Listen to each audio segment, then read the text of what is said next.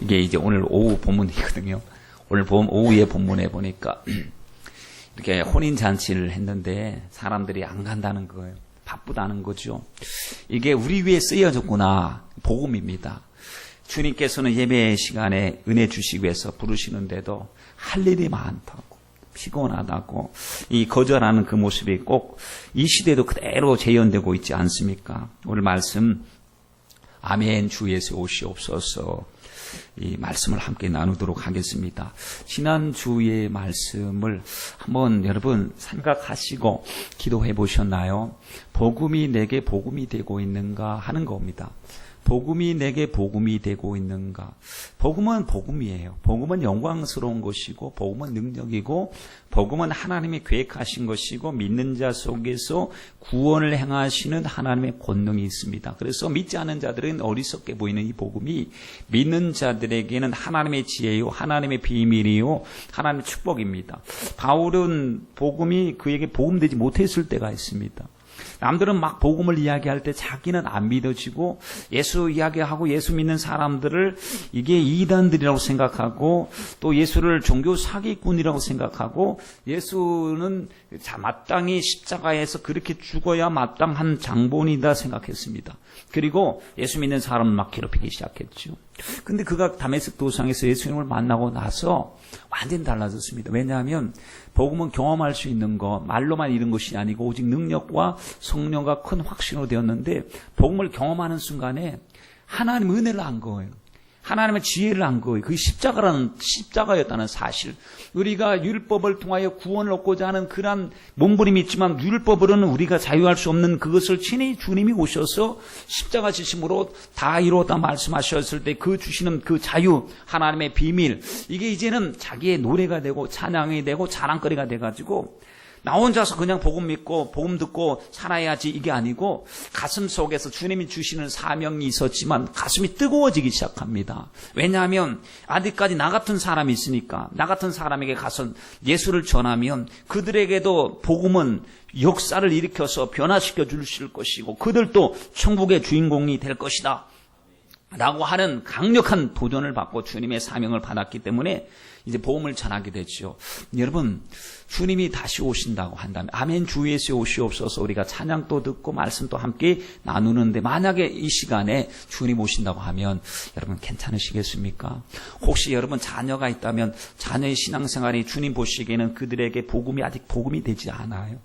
옛날에는 뜨거웠을지 몰라도 지금은 냉랭하고 전혀 주님 말씀으로 움직이지 않고 세상 가운데서 세상 유행으로 움직이고 자기 생각으로 움직이고 있고, 주님의 사랑을 까마득하게 다 잃어버리고 있다면 그 사람은 어떻게 될까요? 천국에 갈까요? 지옥에 갈까요? 정말 여러분, 우리가 심각한 아멘 주 예수 오시옵소서라고 하는 말을 들을 때마다 하나님 앞에 사모함도 있지만은 마음속에 뭔가 부담스러운 것이 있는데, 그것이 뭐냐면 믿지 않고 있는, 혹시나 하나님의 말씀을 들으나 그것이 그들에게는 도움이 되지 못하는 이들에게 그러한 상황 속에서 주님 오신다면 주님 어떻게 하실까 걱정이 많이 되는 것이죠. 그러므로 하나님, 우린 예수님 안에서 다 존귀한 자가 되었습니다. 지난주 말씀 보세요. 이 히브리서 5장 4절 말씀에 보니까 아론이 대제사장의 직임을 맡으면서 이것은 스스로 취하지 못하고 오직 아론과 같이 하나님의 부르심을 입은 자들이어야 할 것이다 그랬습니다. 그러니까 존귀함을 받는 것이, 내가 존귀하니까, 아론이 특별하니까, 누구는 하나님 일꾼으로 부를 때 대단하니까 불러주신 것이 아니고, 가장 약하고 미련하지만 주님이 구별하셨으니 하나님의 것이 되어서 하나님의 것으로 쓰임받는 것이죠. 그러니 아론이 옷을 입었습니다. 대제사장복을 입고, 여러분 우리 말씀 레위기 10장 말씀 생각하고 레위기 8장 말씀도 지난주에 생각을 쭉 하면서, 그렇게 제사장 위임식을 할 때 막 얼마나 사람들이 모여가지고 축제였습니까?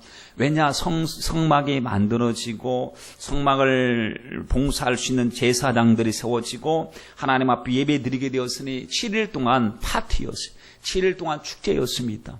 그리고 나서 첫 제사를 드리다가 어떻게 되느냐, 나답과 아비후라고 하는 아론의 큰아들과 차자가 그 자리에서 죽습니다. 누구에 의해서? 하나님에 의해서. 아니, 옷은 거룩한데, 옷은 존귀한 옷을 입었는데 왜 그가 그 자리에서 그렇게 하나님의 심판을 받아 죽어야 했던가 하면서 우리가 충격을 느꼈는데, 그 충격적인 사건이 오늘날에도 얼마든지 일어날 수 있다는 겁니다. 우리가 성가대 가운을 입으니까 거룩하고, 성의를 입으니까, 무슨 주님이 일을 하니까, 집사의 직책을 가지고 있으니까 존귀하다, 하나님 일꾼인가 보다, 하나님이 저를 통하여 영광 받으시는가 보다 하는데, 주님이 그걸 받으시는 주님이 보니까 그것은 아니고 불법이고 다른 불로 제사 드리고 있고 하나님 사랑하는 마음이었고 자기 목적, 자기 유익, 자기 성공만을 위해서 그걸 하고 있다고 한다면, 심장과 폐부를 살피신 주님이 보실 때 주님이 아니다, 노 하면은 존귀함을 한순간에 잃어버리고 있는 것까지 다 빼앗기는 것을 보면서, 주님, 이 존귀함 빼앗기지 않게 해주세요. 성도는 존귀한 자입니다.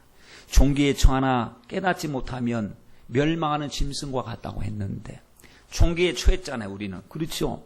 존귀에 처했어요. 그런데 내가 주신 사명, 내가 드리는 예배, 내가 하나님 사랑하는 그 믿음과의 주님과의 나와의 관계를 깨닫지 못하면 멸망하는 짐승과 같다고 했습니다. 우리는 날마다 깨달아야 될 줄 믿습니다. 개에게 거룩한 걸 주지 말래요. 왜 그랬을까요? 개에게 거룩한 걸 주지 말래요. 돼지에게 진주를 주지 말래요. 왜? 가치를 모르니까. 개에게 거룩한 걸 줘보세요. 개에게 만약에 저 거룩한 옷, 비싼 옷, 아니 모피로 된 옷, 아니면 좋은 것들을 주면은 발로 막 짓밟아버리고 물어 뜯어버리고 이렇게. 왜? 거룩한 걸 몰라요. 돼지에게 진주를 주지 말라고 했습니다. 왜? 돼지에게 진주 갖다 줘 보십시오. 아이고 고맙습니다. 진주 주셔서 참 감사합니다. 그러겠습니까? 아니에요. 진주의 가치가 없어요. 만약에 우리에게 주님이 십자가의 은혜를 주셨는데, 복음을 주셨는데 내가 깨닫지 못하면 나도 모르게 복음을 짓밟는 자가 되고 있으니, 주님, 이 존귀한 것, 하나님 그 가치를 알고 십자가의 가치를 알게 하시고, 마귀가 이 가치를 짓밟아 버리려고 하는 수단을 부리려고 할 때, 아니다, 내게 있어서 예수님은 최고의 것이다. 주님은 우리에게 가장 귀하신 분이시다. 나의 생명보다 더 귀하신 분이시다. 하나님은 언제나 우리에게 베스트, 최고의 것을 주셨지. 맞아. 하나님은 시시한 것을 우리 주시지 아니하셨어.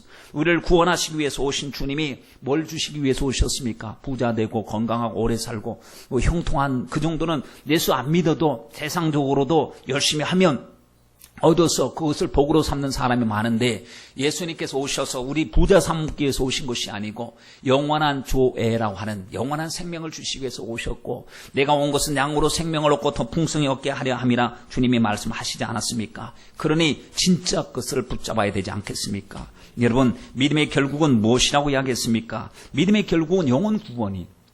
만약에 믿음 생활 실컷 해놓고 나서 구원을 못 받았다 라고 한다면 가장 비참한 사람이 아니겠습니까?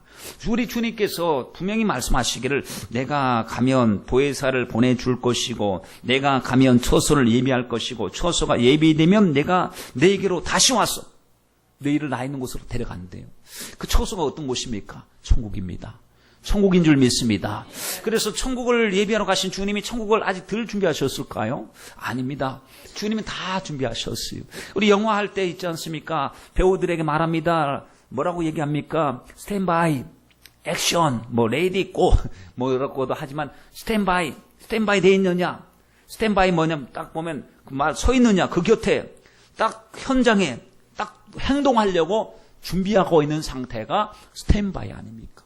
스탠바이와 더불어서 액션이라고 하는 이 구호가 떨어지면 그때부터 진짜 움직이는 것처럼 주님이 다 스탠바이 되어 계신데, 그럼 우리들도 주님 맞이할 준비를 어떻게 해야 되느냐? 아멘 주 예수 오시옵소서라고 했을 때는 스탠바이 해야 되는 것이죠. 기도로 스탠바이, 찬양으로 스탠바이 해 있어야 됩니다. 주님 괜찮습니다. 주님 기름 등불 준비하고 있습니다. 주님 사랑하고 있습니다. 주님 언제 오실지 모릅니다. 강도처럼 속기 온다고 했습니다. 그러나 그 때를 알지 못하지만 시대를 보니까 그 때가 가까움을 보게 되는데, 이러한 때일수록 만물의 마지막이 가까워왔으니 정신 차리고 근신하여 기도하기를 원합니다.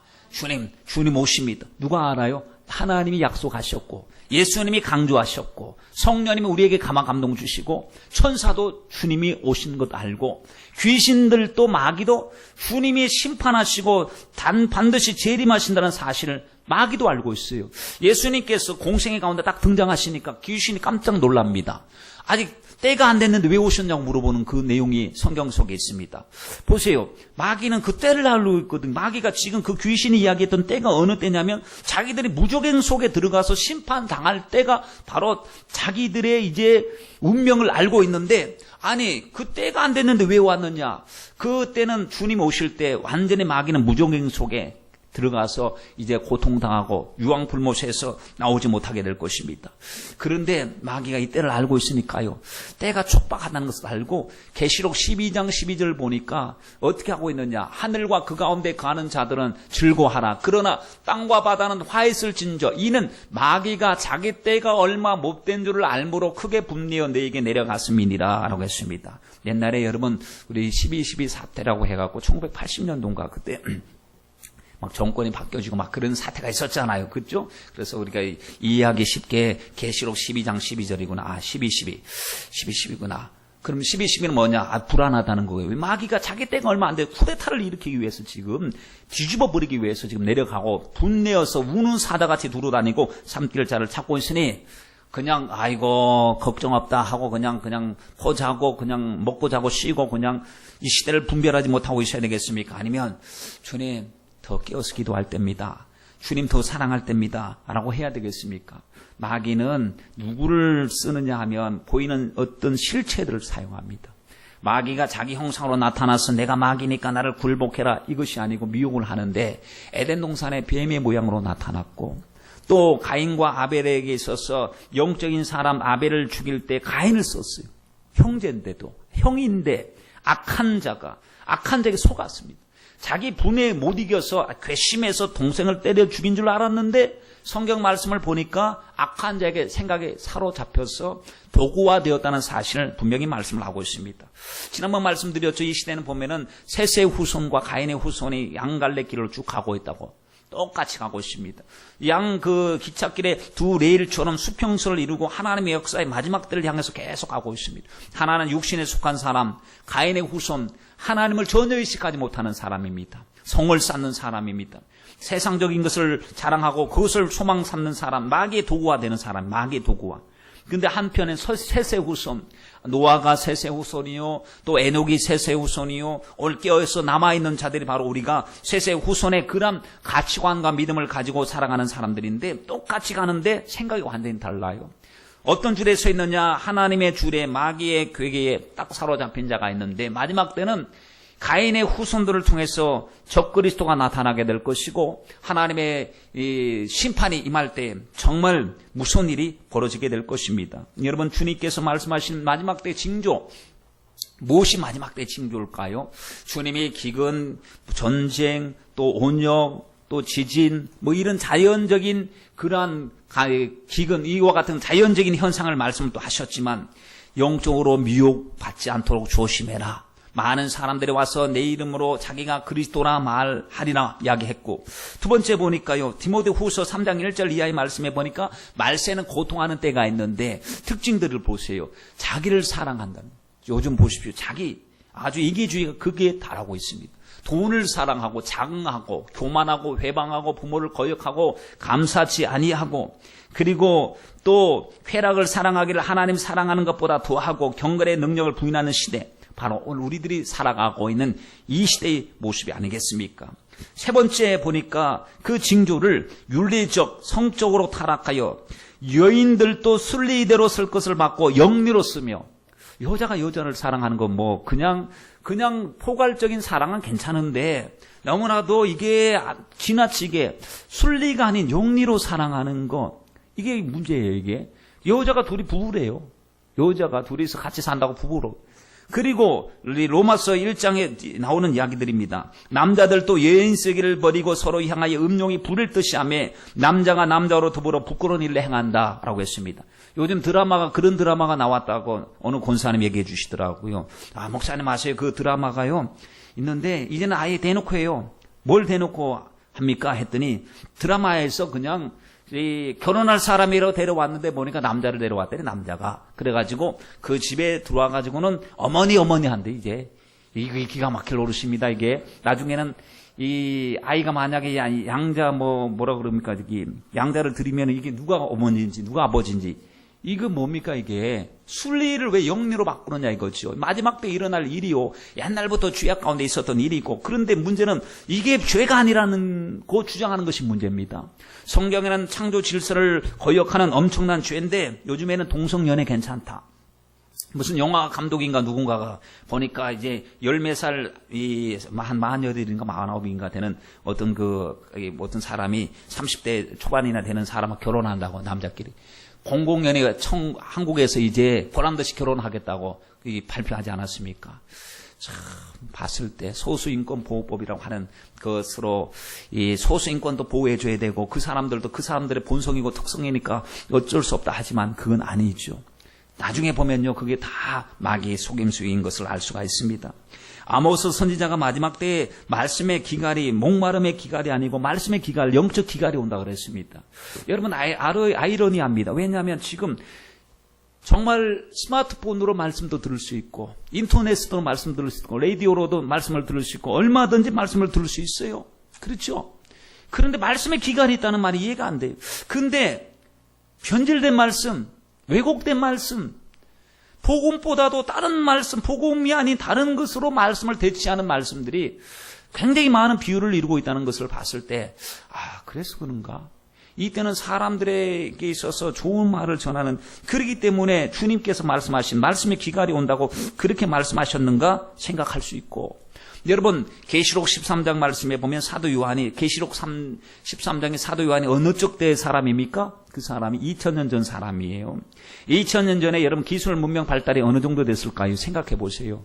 2000년 전에 막 그냥 이 소달구지 끌고 다니던 그런 시대예요. 마차 끌고 다니던 시대예요. 병거 타고 다니던 시대예요. 그 시대에 하나님이 보여주시는데, 계시적으로 장차 있을 일을 보여주시는데 이와 같은 모습을 보여주셨어요.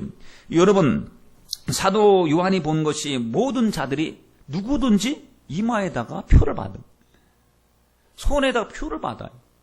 근데 그 표를 오늘날로 말하면 예를 들어서 무슨 칩을 였다, 이런 표현이 자체가 없으니까 무슨 표를 받은 것 같아요. 움직이고 돌아다니는데 경제 활동을 한다는 거예요. 봤는데 돈을 가지고 주고 사고 파는 것이 아니고 지나가면서 그거 지나가면 그냥 물건 사고 경제 활동을 하는 것. 그것이 없으면 매매가 되지 않아요. 그것을 봤어요. 만약에 여러분이 2000년 전의 분이시고 그것을 하나님이 보여주셨다고 한다면 여러분 어떻게 표현하시겠어요? 여러분은 아니 오늘날로 일어나는 거 말입니까?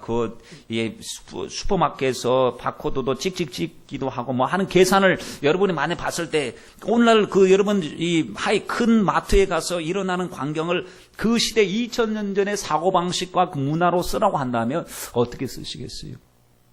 희한하다. 사람들이 지나갈 때 뭔가를 내니까 그냥 경제 활동을 하는 것 같은데 도대체 모르겠다. 우리가 표현해도 한계가 있습니다.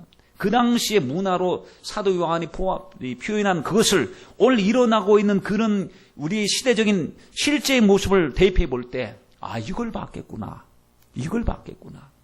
여러분, 지금 또 슈퍼마켓 같은 데서 이 물건을 계산할 때는 바코드가 없으면 계산을 안 합니다. 바코드가 훼손되면 계산이 안 되고 보류하고 다른 걸 갖고 와서 하잖아요.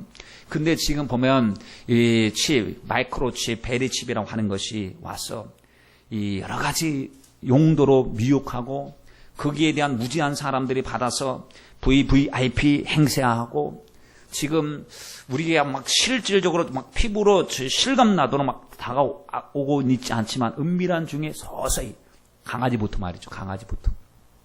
강아지에다가 애완견 거기다 칩 박아라. 칩은 뭐냐? 사람이 유기견 방지할 수 있고 그리고 출처 주인이 누군지 알 수 있기 때문에 목걸이도 뜯어버리면 없고 또 표식도 붙여놓고 뜯어버리면 없지만 이 괴 몸속 속에다가 그걸 갖다가 마이크로칩을 박아 놓으면 그것은 이제 언젠가 죽더라도 누군 것인 줄 알게 되겠고 편하지 않겠느냐. 그래서요, 믿는 사람들도 보니까 강아지에다가 칩을 받았다는 사람 많더라고요. 물론 영혼이 없으니까 편리 차원에서 하겠지요. 그런데 이런 것들이 서서히 이 문화를 형성하고 동조하는 분위기를 조장하고, 야, 했더니 강아지 참 편하더라. 아, 괜찮아. 그거 별것 아니더라고. 라고 하는 식의 서서히 동조하는 분위기가 형성되어지고 난다면, 그래서 하나님 말씀에는 이렇게 계시록 13장 말씀에 보면요, 뭐라고 그랬냐면, 이 짐승의 표를 받으면 하나님의 진노의 포도주를 마시게 되고 불과 유황으로 타는 지옥에 간다고 말씀을 하고 분명히 말씀하시는데도, 사람들은 아니라고 걱정 없다고 한다면, 아니, 자기가 하나님도 아닌데 왜 아니라고 하는지 모르겠어요.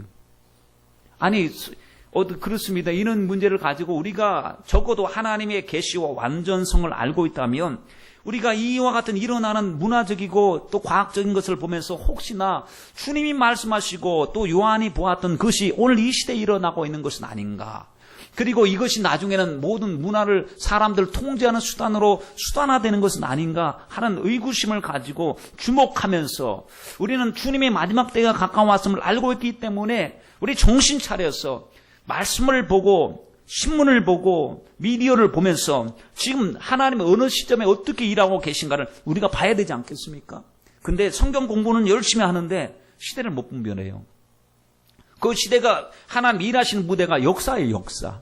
하나님은 교회 안에서만 일하시는 것이 아니고 역사를 통하여 하나님이 일하십니다. 예전에 말이죠, 일본에 지진이 일어났을 때 어느 목사님이 그 우상 숭배 때문에 하나님이 지진을 내리셨다고 했더니 엄청나게 타켓이 되어가지고요, 지탄을 받았어요. 여러분, 우리는 그러면 그 사람들의 생각에는 지진은 자연적인 현상이고 하나님이 다스리는 것을 인정하지 않는 그러한 발상에서 나온 이야기입니다. 모든 지진까지도 하나님은 하나님의 주권 속에서 일어나는 일이 아니겠습니까? 그러니 그 세상 사람들의 가치관과 오늘 주님을 믿는 사람들의 가치관이 일어나는 것을 보고 분별하는 것이 완전히 다른 것을 볼 수가 있습니다. 여러분, 주님께서 언제 오실까요? 오늘 말씀해 보세요. 반드시 속히라고 말씀을 하셨어요. 반드시. 근데 생각지 않은 때입니다. 그날과 그 시는 우리가 알 수 없어요. 그러나 무화과 나무의 비유를 통해서 주님의 때 가까운 무화과 나무가 잎을 내고 꽃을 피우고 나면 여름이 가까운 줄 알라 주님이 말씀하셨던 것처럼 우리가 이 시대를 보면서, 아, 주님 오실 때가 가까웠구나. 주님 말씀이 하나하나 성취되고 있구나.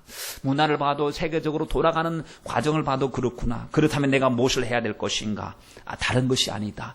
회개해야 되겠고, 기도 생활 잘해야 되겠고, 가족 구원해야 되겠고, 껴있어야 되겠구나. 마태복음 24장 42절로 44절 말씀에 보면 주님이 하신 말씀이 그러므로 껴있으라 이렇게 말씀하셨어요.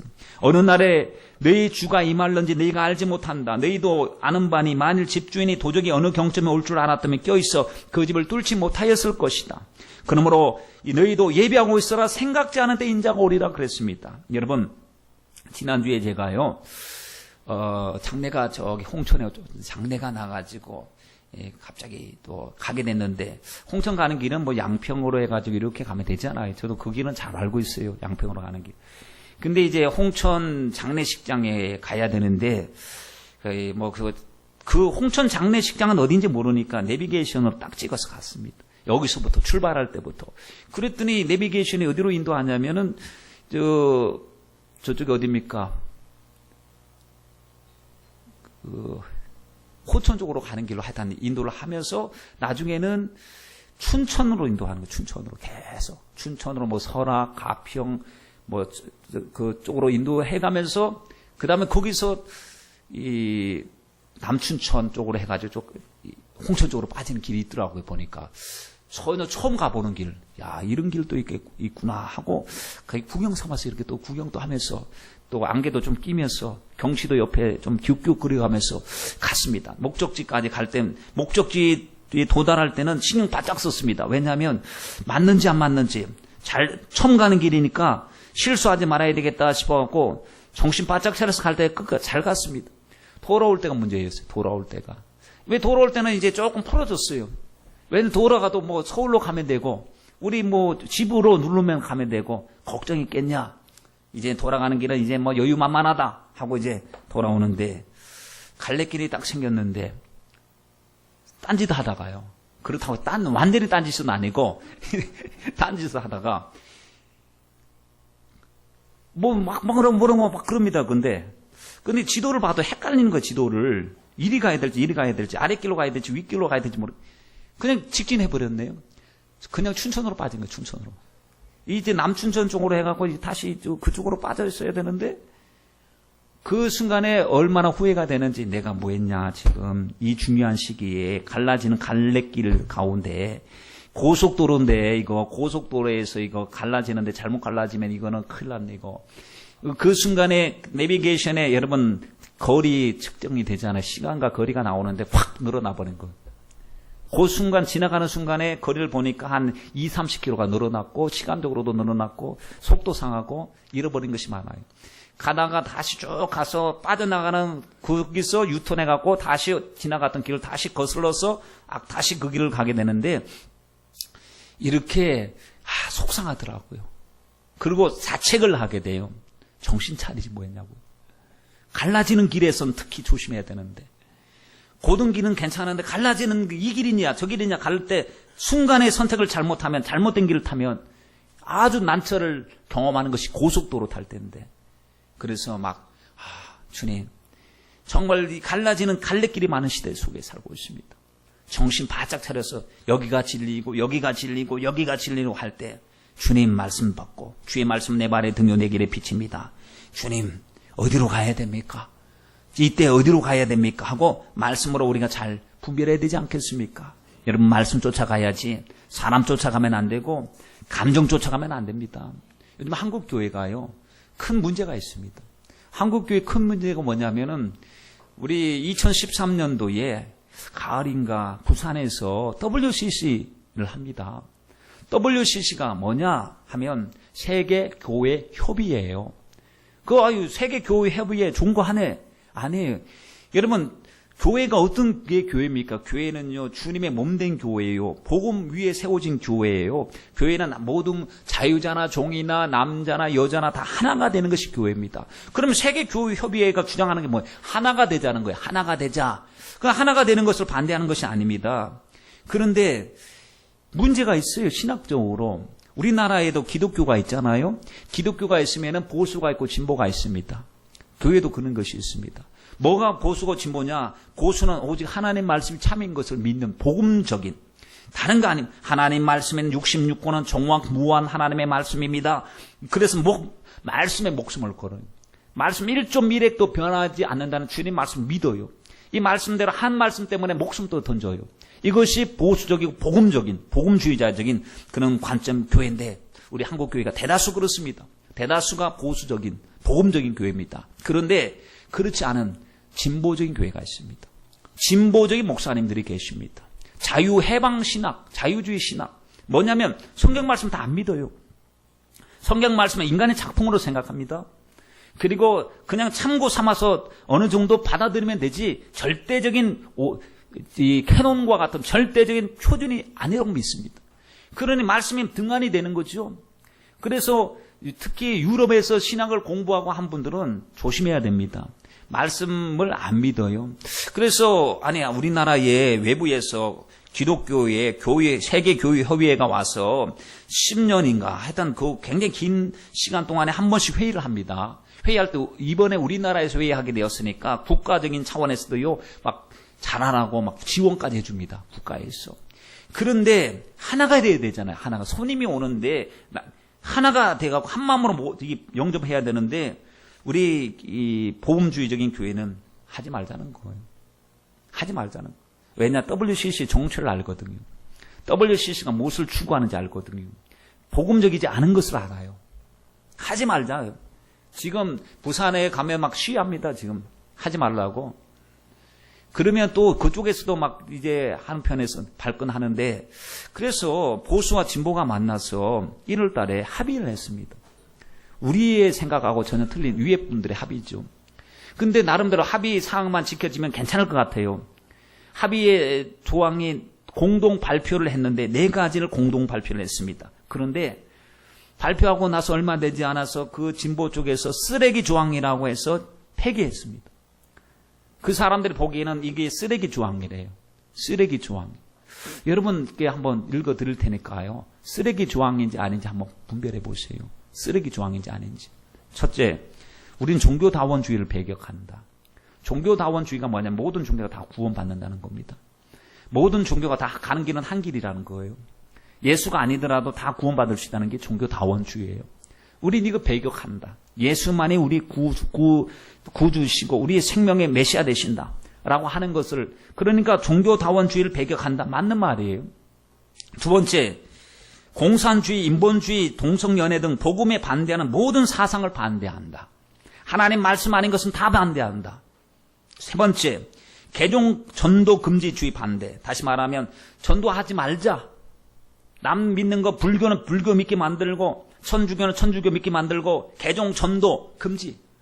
남 인권, 남 종교 인정해줘라. 전도하는 거 반대. 그러니까 전도 금지를 반대한다. 우린 전도해야 된다 이겁니다.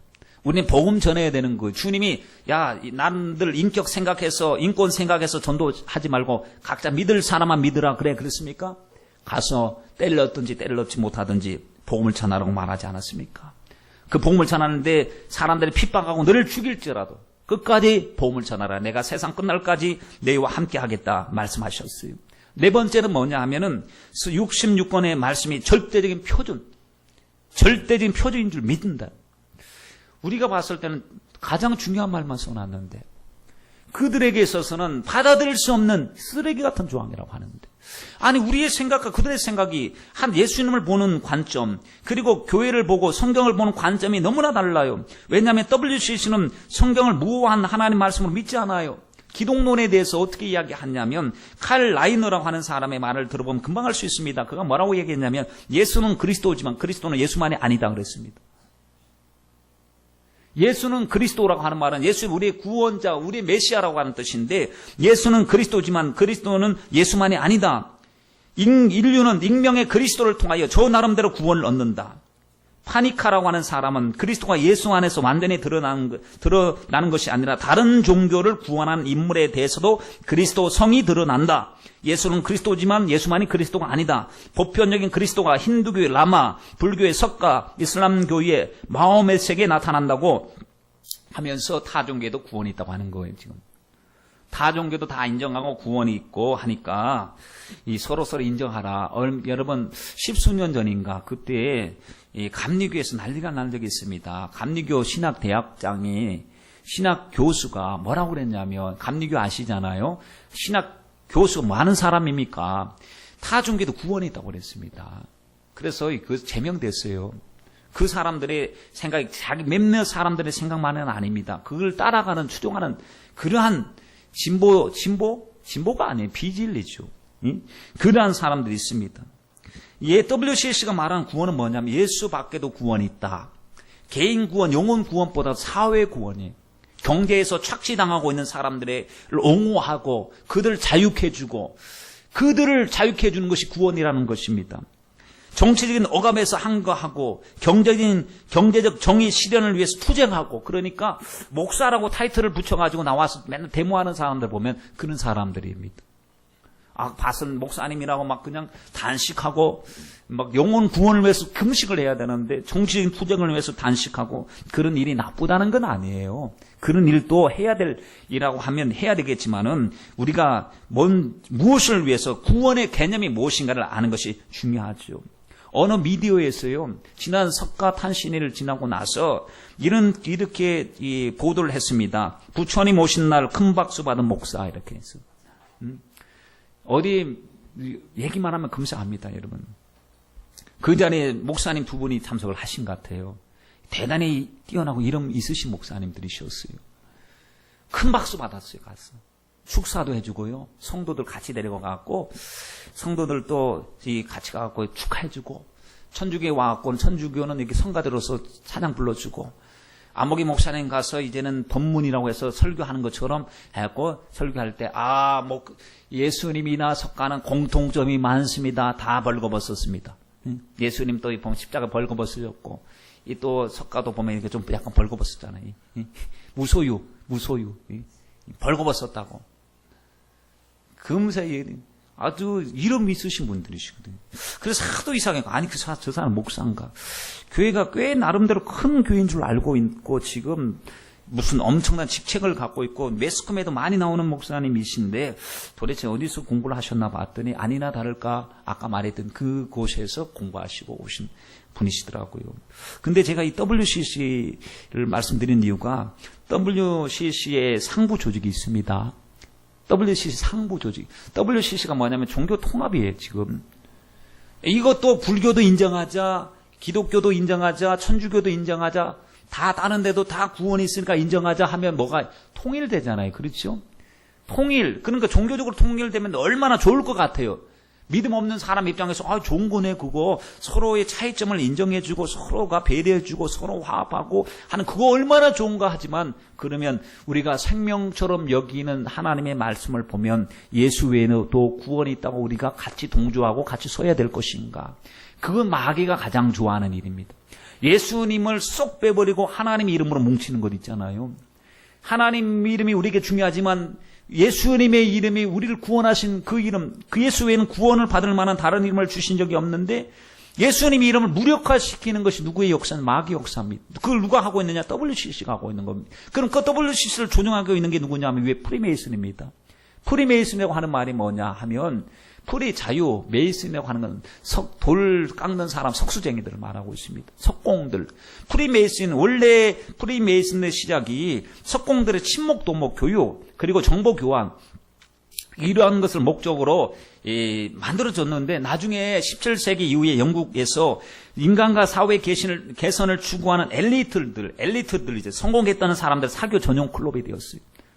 자기네들끼리 무슨 석세스 클럽처럼 성공한 사람들끼리 모여가지고 은밀한 집단, 비밀 집단화 되어져 있습니다. 지금 또 프리메이슨이라고 하면 여러분 꼭 종교적인 신앙적인 관점이 아니라 사회적인 관점에서 살펴봐도요 엄청난 큰 세력화된 것을 알 수가 있습니다. 함부로 건드릴 수 없을 정도로 그래서 세계 정치 경제를 움직이는 세계 최대 비밀 조직으로 결성되고 있는데 모든 사건 배후에 이들의 움직임이 있습니다. 우리가 봤을 때 보면 주식이 갑자기 떨어졌다. 주식이 왜 떨어졌을까? 그 잘 나가던 회사 보면은 작전 세력이 있어. 작전 세력. 작전 세력이 움직일 때 모르잖아요. 개미 군단이. 그 모르고 그냥 투자했다가 손실을 보기도 하지 않습니까? 근데 그 큰 손들이 흘러가면서 세계 경제를 이쪽으로 몰기도 하고 한 나라를 파산시키기도 하고 또 제2차 세계 대전이 일어나게도 만들고 1990년대 말 아시아 금융위기가 왔을 때 세계의 모든 중요한 정치적 사건 배후 세력이 프리메이슨임을 의심하고 있다는 말이죠. 여러분 가장 큰 힘을 가진 세력이 누굴까요? 미국 대통령일까요? 대부분 세계 최고의 갑부는 워렌 버핏이라고 하는 사람, 또 빌 게이츠라고 하는 사람을 생각할 것입니다. 대단히 돈이 많으니까요. 그 사람은 대단히 돈이 많으니까. 그러나 영국의 유택의 재벌 로스차일드 가문의 재산은 얼마나 되느냐 보면은 50조 달러가 된다는 겁니다. 50조 달러. 50조 달러 하면 여러분 아시겠어요? 엄청난 돈입니다. 그 빌 게이츠보다 1000배가 많은 거예요. 1000배가. 그 많은 이 로스차일드라고 하는 가문이요. 큰 돈을 가지고 세력화하고 있는데 미국에서 우리나라에서 화폐를 찍어내는 데가 어디입니까? 한국은행입니다. 그렇죠? 미국에서는 화폐를 어디서 찍어내는지 아십니까? FRB라고 하는 거. FRB.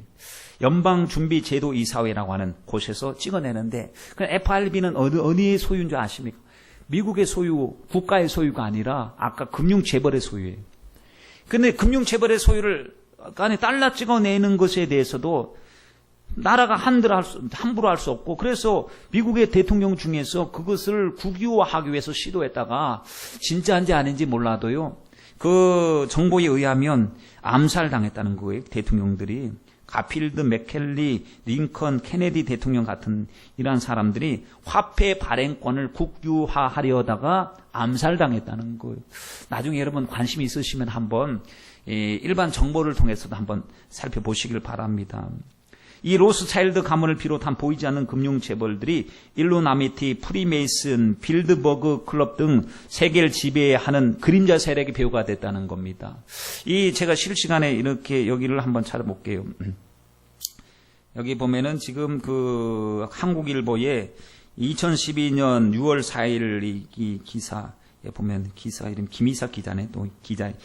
이렇게 했습니다. 세계를 움직이는 비밀 그룹 빌드버그는 공공의 적 해서 2일 미국 백악관에 40km 떨어진 버지니아 주의 웨스트필즈 메리어트 호텔 앞에 시위대의 고성과 야유로 종일 시끄러웠다.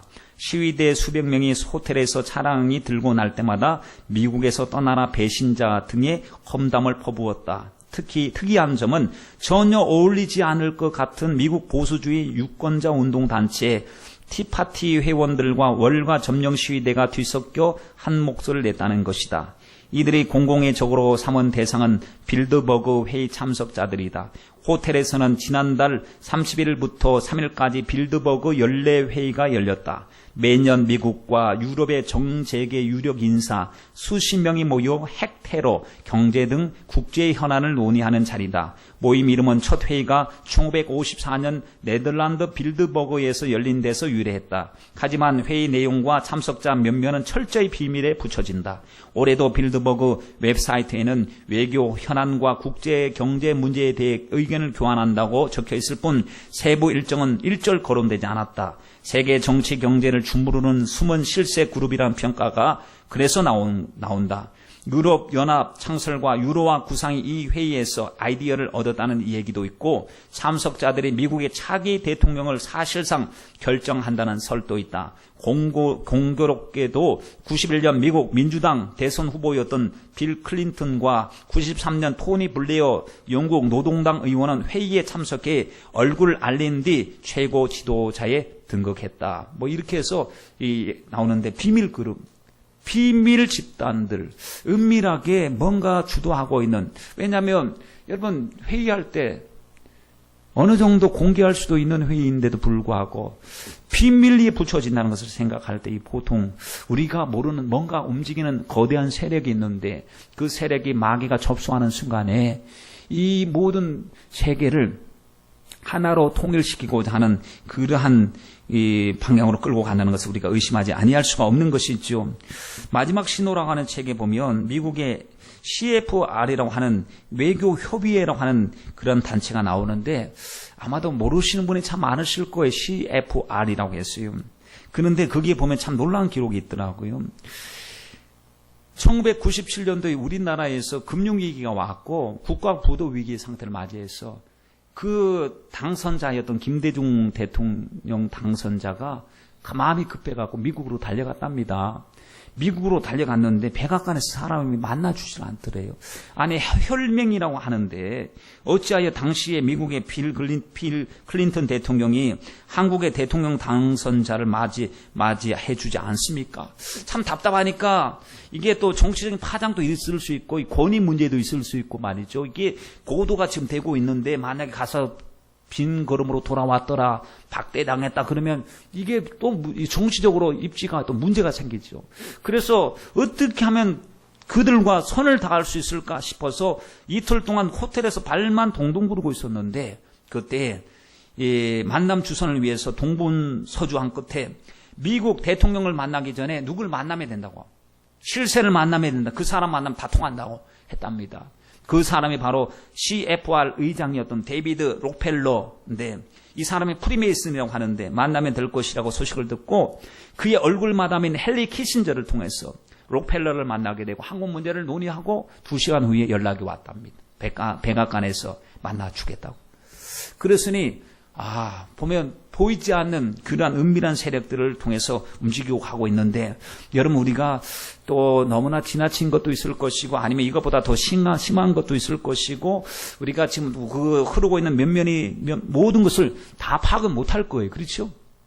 그런데 분명한 것은 세상의 흐름과 하나님의 흐름은 동시에 흘러가고 있다는 것입니다. 이 하나님의 흐름이 하나님의 역사의 흐름을 갈 때 우리가 해야 될 일은 무엇입니까? 주님, 아무 걱정 없습니다.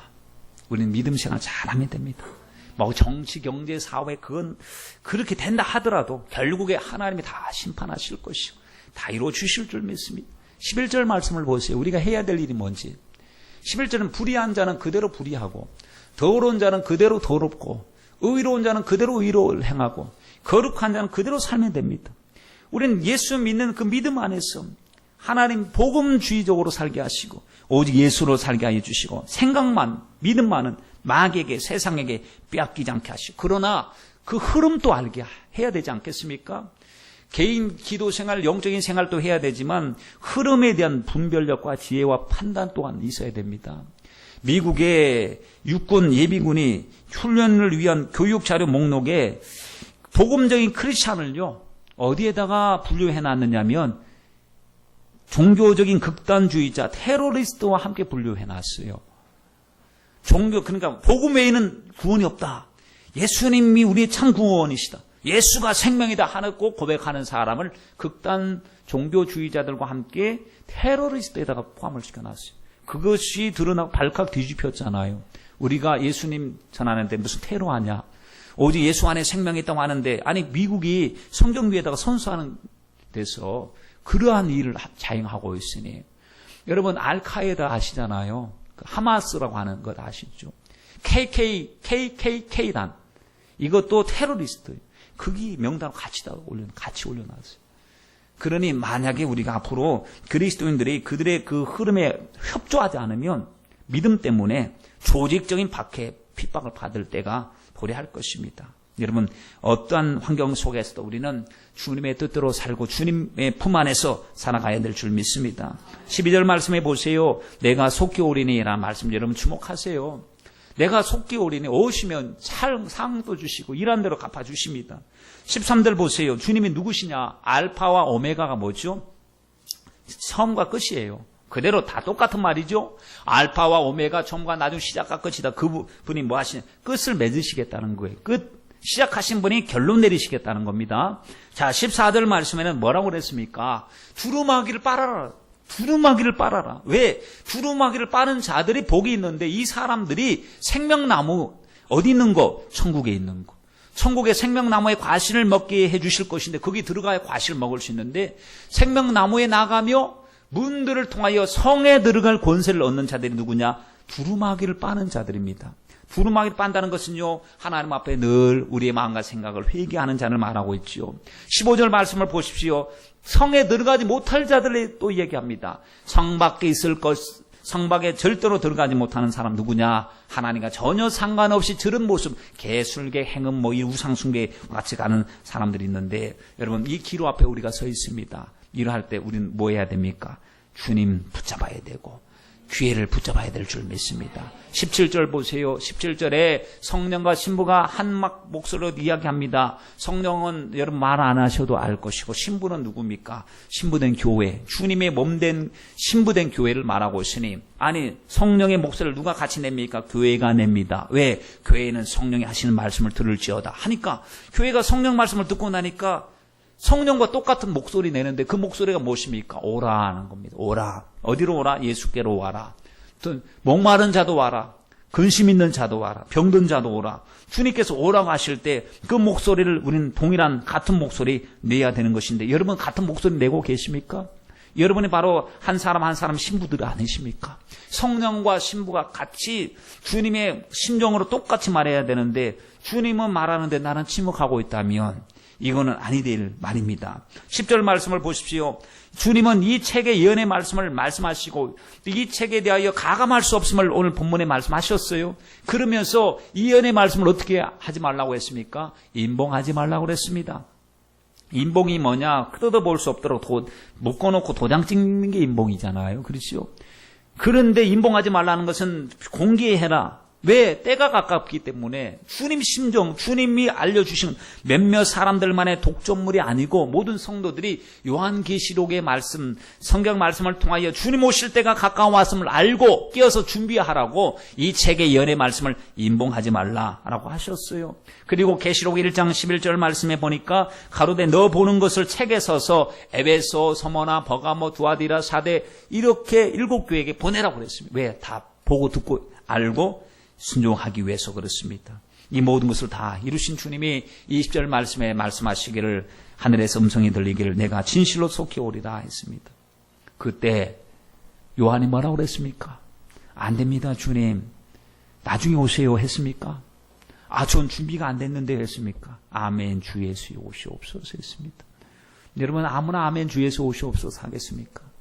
학생이 선생님이 갑자기 쪽지 시험 본다. 다 덮어. 그리고 시험지 한 장씩 아니면 빈 종이 한 장씩 꺼내. 딱 그러면 왜 그래요? 왜 예고 없이 그래요? 그때 회심의 미소를 짓는 자가 있으니 예수 목숨을 철저하게 했던 학생입니다. 그때 그 학생은 기쁨의 시간이에요. 기쁨의 시간. 야, 내가 이거 평상시 준비하기를 잘했네. 공부 안 하고 시험 전혀 없을 것이라고 안심하고 놀다가 땀 흘리는 아이들 깜짝 놀래버립니다.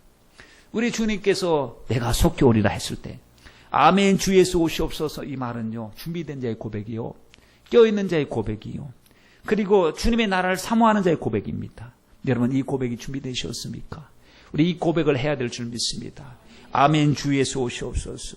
여러분 준비되어 있으면 아무 걱정 없으시죠? 그렇죠.